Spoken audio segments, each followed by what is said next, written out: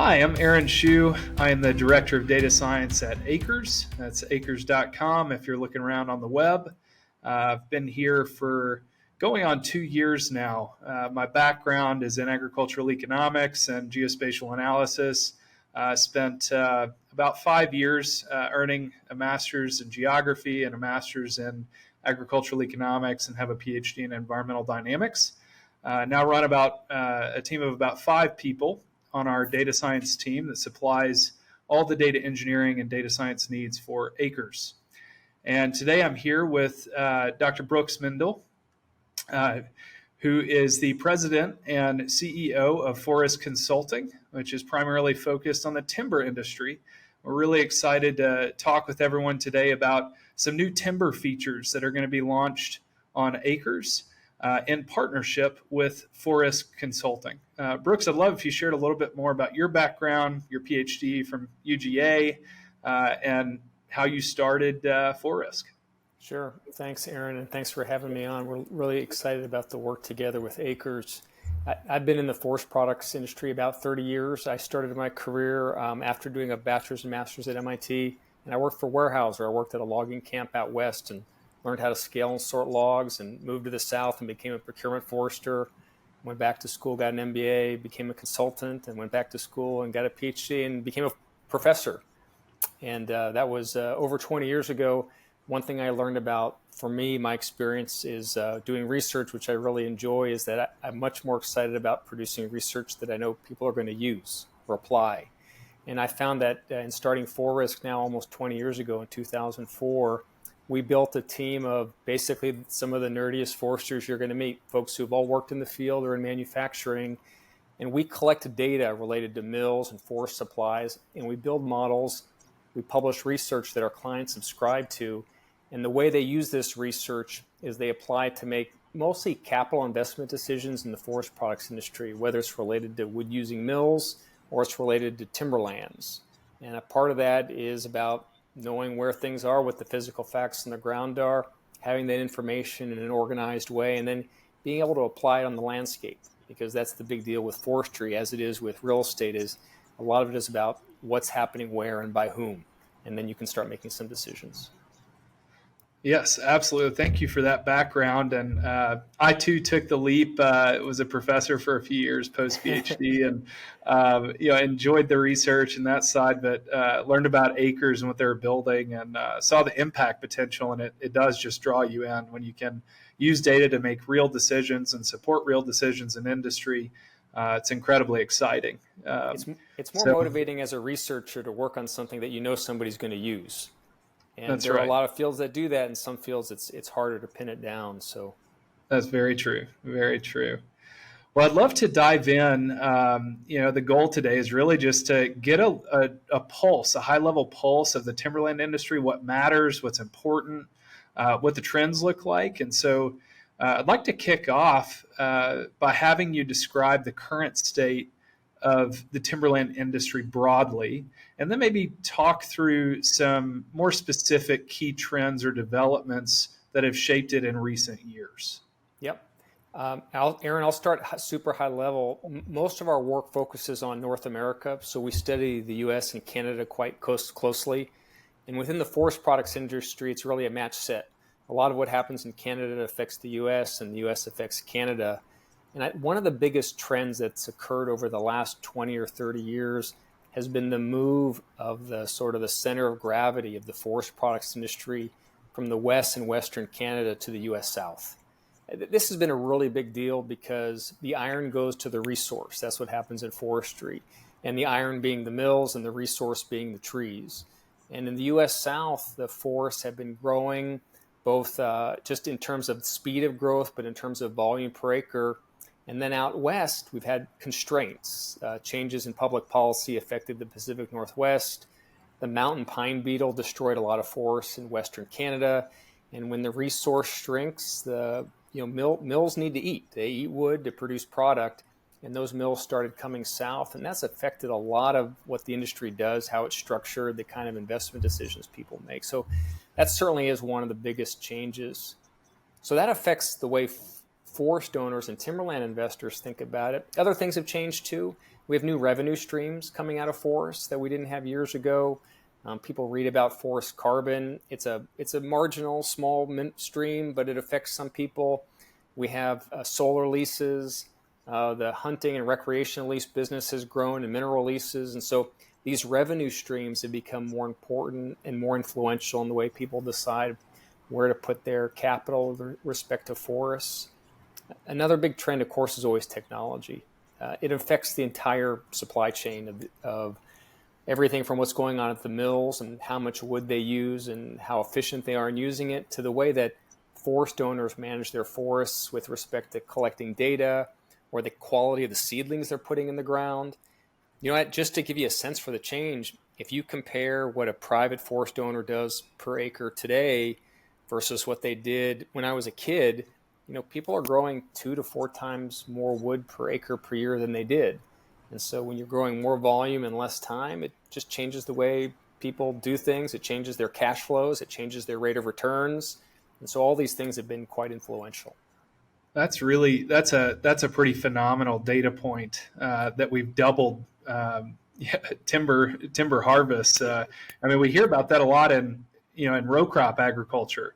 Yep. But I don't think that often gets broadly discussed or talked about in the timber world. But it's really impressive because you don't have that genetic turnover that you have with row crops. You're having to really focus in on genetics. And you get one shot for a pretty good amount of time, it seems. So that's a really interesting data point. This is exactly right. And your analogy with the row crops comes up a lot with forest geneticists, because they say, well, if you were in ag, you'd know next year if this thing is working. But in forestry, you don't. Right. You're extrapolating data. You're figuring it out maybe as soon as you can. But this is relevant, and it is one of the things that makes forestry unique. You know, if you look at some Absolutely. of the unique attributes of forestry, 2 things that I always highlight is that forestry, like all real estate, but forestry in particular has a quite important spatial component. And it has a very important time component, which you've sort of alluded to, you've highlighted. In forestry, it's when we talk about markets, we're not really talking about often the market for diesel jeans or the market for baseball bats or for toothpicks. It's not really those end markets that we're talking about sometimes. We're literally talking about a dot on the map where you put a pin and you draw a circle around it. And you have to know what's going on that place on the map, or else you have no idea what the potential is or the cash flows are going to look like from that particular investment. So that spatial element is really important. And then tag onto that time periods that are not months or years, but they're decades. Right. And so it gets to your point about the ag, is in forestry, you know, time is the defining, in forestry, it's the defining feature. If we don't have a good sense for the quality of the mills or the forests, because the trees you have today are the ones you planted 25 years ago.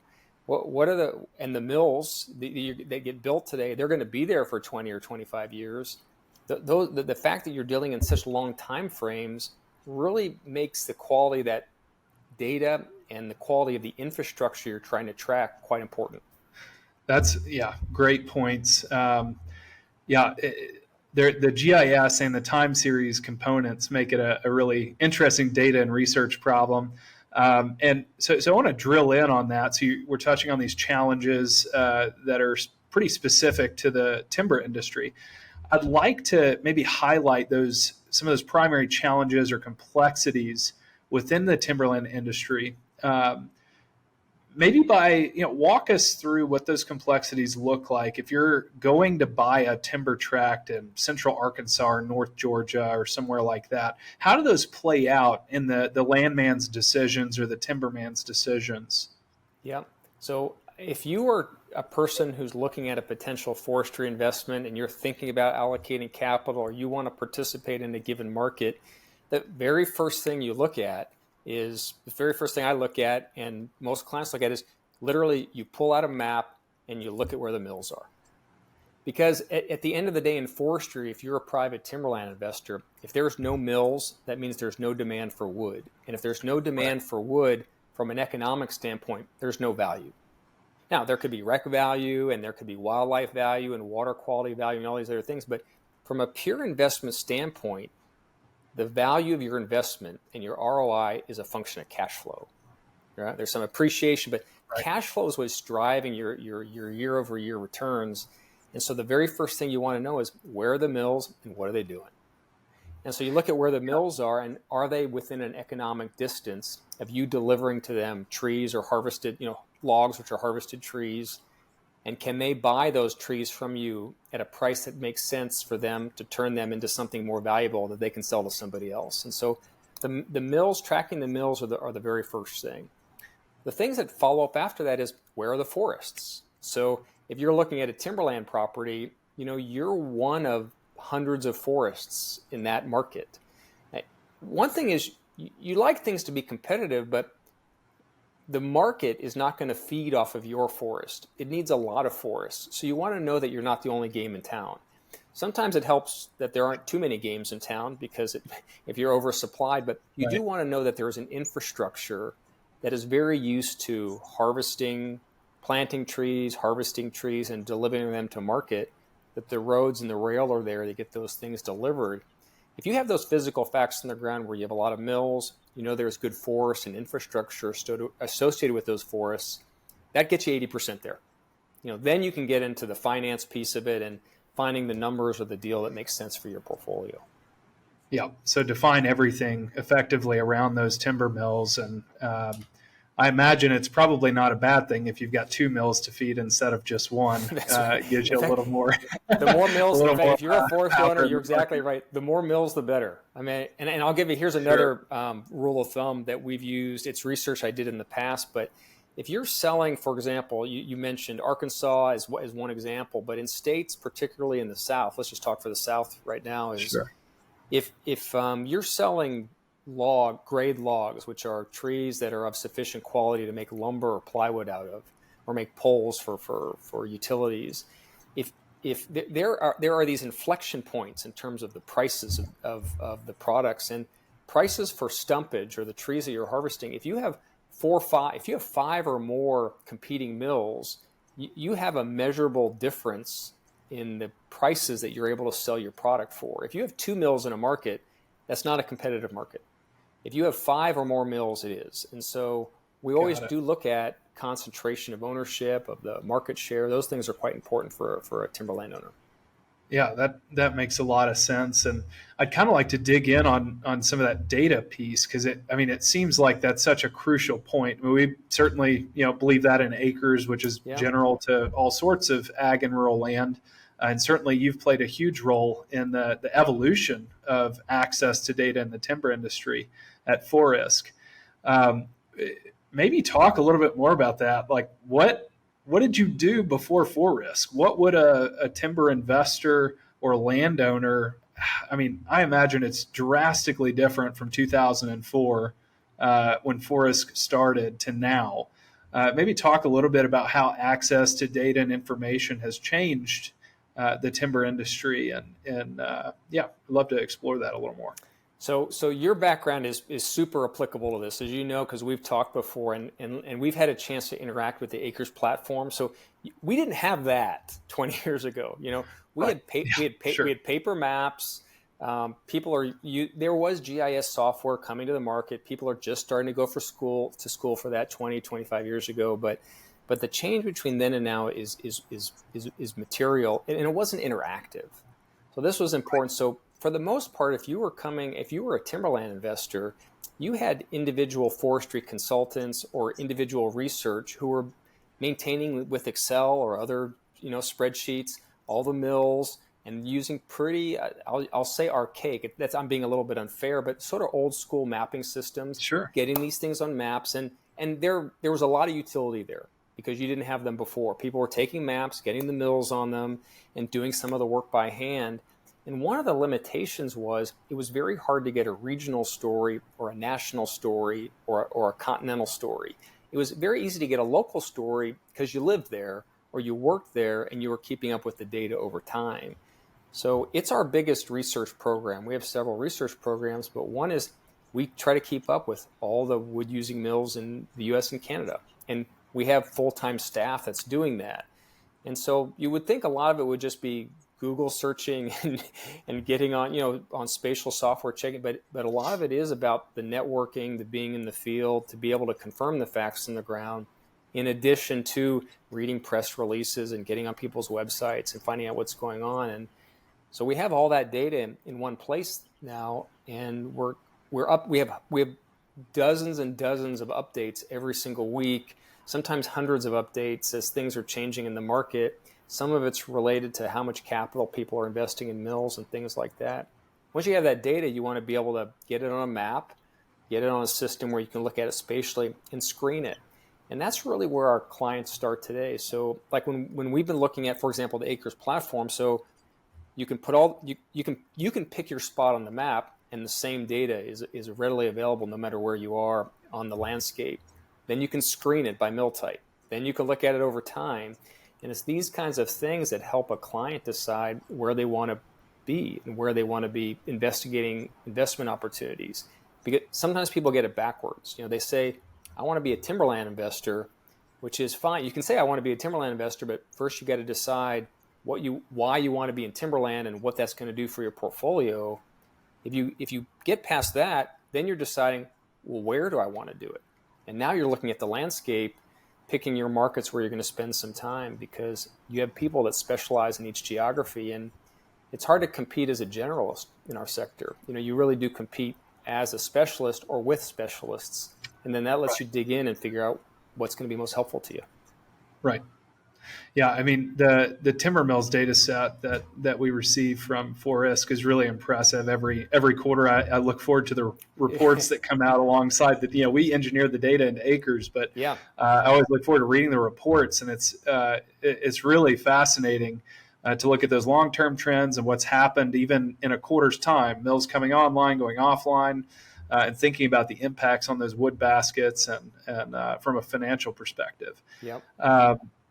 So a lot of data-driven insights coming to play there. And another question I have is, so thinking about that now, even you, so you guys, Acres, we're in, I would say, a high-tech industry now. We're doing high-tech things. Yep. And yet there's still this massively manual component to digging for information. So heavy on the relationship side. Yep. We build lots of relationships with land brokers, and I'm sure you're working with foresters regularly. And I see that as not ever going away. I think it's a very important part of this process for maintaining high quality data and providing good value through our technology. So my next question, I think, focuses more on that. As these technologies advance, they are, as you've already described, they're having a significant impact on the timberland industry. We've got people adopting technology, sharing more data. One specific question I have is, do you think that this advance in technology is actually bringing more people to the timberland industry? Or are we seeing people enter this space that just wouldn't have because it was too hard before? And from there, kind of looking ahead, how do you expect that to evolve? Yeah, so I think the answer is yes. We definitely get. In fact, I had a phone call this morning with someone who didn't know a lot about it, but they were interested in the forest industry, and I think that the data and having it aggregated in certain places raises it as a candidate or as something interesting to people that never would have considered it. I think Acres is a good example, right? So you get people who come in maybe from the ag side, and then they're looking at these opportunities, and then right next to it, there's a timber opportunity. Maybe they hadn't thought about timber before, but because it's in a centralized place, right system, then it creates an opportunity to dig in deeper. And we've had that. We've had people that are, let's say, institutional investors, and they're looking at ag or commercial or residential, and a broker of theirs brings them a timber opportunity, and they hadn't thought about it. And all of a sudden they say, well, where can I learn about timber? And then we're getting a phone call, those kinds of things. And so there's no doubt that this centralizing and collection of data, and then maybe the kinds of things that former academics like you and me publish now that are in the private space, creates interest in these things. So there's no doubt that aggregation of data has sort of created a new market. I think your point is really well taken about there's still the relationship and the sort of the bottom up feel for this stuff, because we have had people come in where they go in, they go, oh, forestry's too hard. There's too much to do. And so in work like ours, we're trying to make some of those things easier so that that investor can bring whatever their specialty is, because they may understand distribution better or financing better or something else, or how to get a deal done. And in our case, we're trying to help them answer the market level questions. We help them de-risk it, in effect. That's with right. that information. And then if they feel more comfortable, then they're willing to take that next step and invest a little bit more time. So that's where systems like this are helpful. Yeah, I think that's, the analogy I often think of is, I don't know if it's an analogy, but thinking of, the timber economy or the ag economy as not one pie to be fought over. It's a pie that can grow if we, partner well and deliver technologies and data that make it more transparent. I think as long as it's viewed as a zero-sum game, and then the pie stays what it is. Correct. But when we start to realize that more technology and data transparency can play a role in opening up the market to new people that, again, may not have participated before. So the goal here, again, Forisk and Acres, is to help grow that pie and make it accessible for more people to get into. So kind of wrapping up the interview here, this has been a really good conversation. I'd love to ask one more question here for individuals and organizations that are looking to get involved. So maybe, again, we're seeing new people come into the market. Yeah. For people that have not yet taken that leap into the timberland industry, what kind of advice would you offer in terms of leveraging your data, Acres data, and insights to make informed decisions and take that leap into the industry? Well, when I talk to people who are considering timberland or forestry as an investment or as an asset or as a market for their portfolio or for their activities, I do start, I take a step back and I say, the very first thing, because while I'm an advocate, I need to be somewhat agnostic about timber, because my job is not to recruit people into the space. It's to make it easier for them if they choose to get in, right? And correct. So I always ask, why do you want to be in forestry, or what is it about timberland that's helpful to you? And if you need help answering the question, we can help you answer that question. But think about how and why timberland makes sense for you and your portfolio. And a good way to get started is even to do things as simple as attend some forestry association meetings, or go to a conference, or do some reading online, or go read our blog, or things like that, But just get some basic information to make sure you understand why you're getting into forestry and how it can be helpful to you. And once you make that leap, the next thing is to decide where are you going to do it and how are you going to do it. And the where, that's where the maps and the data come in, because you don't do a timberland investment in any of the 50 states. It's not how it works. There's only certain parts of the country where those investments make sense. And if you happen to be located in one of those areas, it's often very helpful to start where you live. So many of the systems and the networks are local. And you already mentioned the importance of these relationships and how we stay in touch with people. Acres team is reaching out to brokers and stuff too. So that local network becomes really important. That's the fastest way to learn.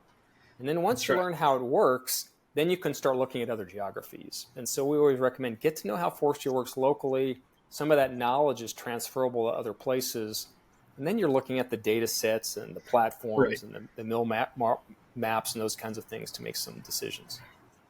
Yeah, I think that's we often talk about Acres in that way. Our goal is to get you the data and the tools to ask the right questions. Correct. When you get boots on the ground. And I don't think any of us would recommend purchasing a farm without, going to take a look. And, same with a timber tract.